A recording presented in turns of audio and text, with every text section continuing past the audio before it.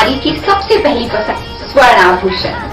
और जब स्वर्ण आभूषणों की बात हो तो हमारे शहर का सबसे विश्वसनीय नाम सुभाष ज्वेलर्स, जिसे आपके प्यार और विश्वास ने बनाया है सबसे खास।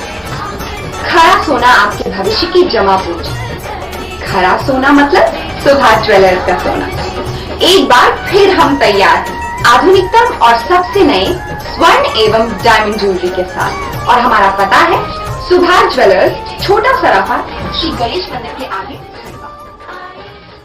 यही कारण है, प्रशासन के कारण कि आदमी मरा। नहीं हो तो वो आप पुराने वीडियो वो आप लोगों के पास भेज देंगे।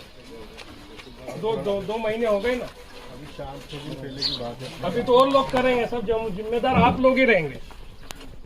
ये पर एक बात बताओ ना कि क्या कारण है कि आरबीसी 64 में प्रोविजन है ना? ये तो ब्रिटिश के ज़माने से आरबीसी 64 चली आ रही है। भाई आप एक बात बताओ, ये हम जब ये पानी में डूबा एरिया जब भी हम लोग आए थे, हमने हमारे पास से मतलब जो भी कर सकते थे वो करी, लेकिन कोई चिंता ही नहीं, कोई फिक्र ही नहीं। आप ये बताओ कि ये घटना रात की हुई ना, पता लग गया ना, आपसे पहले हम भोपाल से आ गए, हम लोग भोपाल से आ गए, देखो आपके साथ यहाँ के नायब तहसीलदार कौन? नायब तहसीलदार एसडीएम साहब साहब, लेकिन हमको किसी मैं हुए बजरंग बहादुर ठीक। आप तो अब भी आए हो, कल जो हैं दैत गांव में ही खड़े हैं, और ये जो मकान पीछे जो मृतक है उसी का है, सुखराम का। उसकी उम्र बमुश्किल 25 से 26 साल की थी। उसकी शादी शेगांव माखन के दोगड़ा में हुई थी।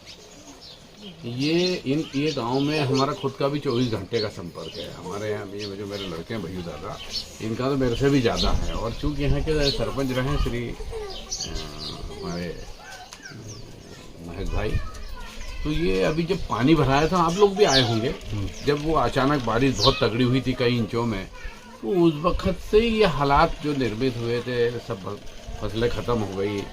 और उसके बाद में क्या हुआ कि लोगों की बकरी बह गई, बैल बह गए।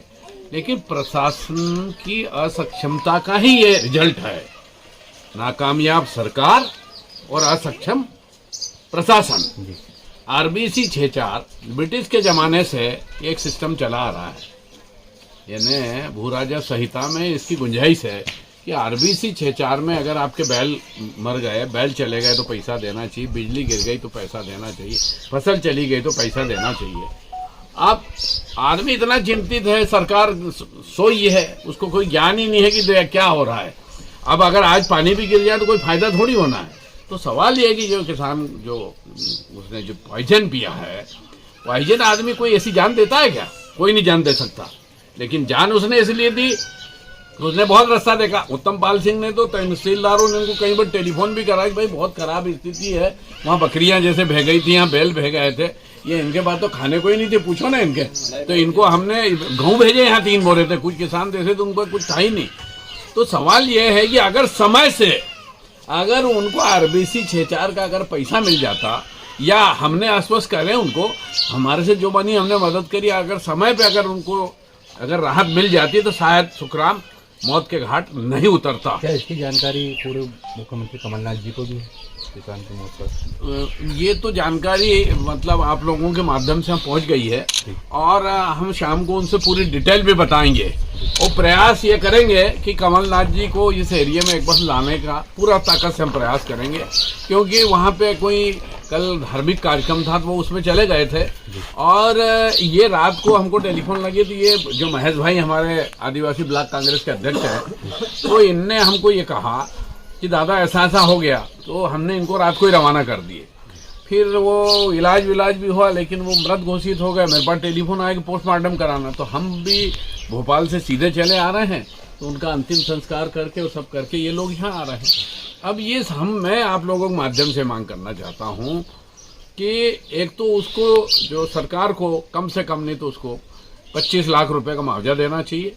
दूसरा ये कि तत्काल प्रभाव से इसको सूखा घोषित किया जाए, और जिन लोगों की खेती में जिसकी जो फसल है, किसानों का जो बीमा है, उनकी बीमे की भी राशि मिले। और चूंकि आना वाली तो 36 पैसे के अंदर आएगी, तो किसानों को सब तरफ से राहत देने की जरूरत है। और पानी पीने के लिए भी सरकार को कुछ करना चाहिए। ये ऐसी सरकार है, ऐसी सरकार है कि ऊपर वाला भी इससे रूठ गया है। भले ये बोलते रहें कि डबल इंजन की सरकार है, लेकिन डबल इंजन की सरकार बोलने के लिए कुछ है, लेकिन गाँव की हालत देखो कितने बुरा हालात है। और ये आप एक बात बताएं कि बहुत आंदोलन भी कर लोगे, लेकिन आंदोलन से पानी थोड़ी ना आ जाएगा। ये सब बहुत सारी चीज़ें हैं और इसके परिवार के प्रति मैं सुख संवेदना व्यक्त करता हूँ। भाई कौन आ जाएगा। जी हाँ, हम है ना समृद्धि टाउनशिप, शहर की खूबसूरत लोकेशन पर स्थित, बाईपास से 1 किलोमीटर और बस स्टैंड व रेलवे स्टेशन से चंद मिनटों की दूरी पर समृद्धि टाउनशिप, पूर्णतः वेद विकसित, सुरक्षित और सर्व सुविधायुक्त कॉलोनी। समृद्धि टाउनशिप, कलेक्टर बंगला, मेन रोड, खंडवा।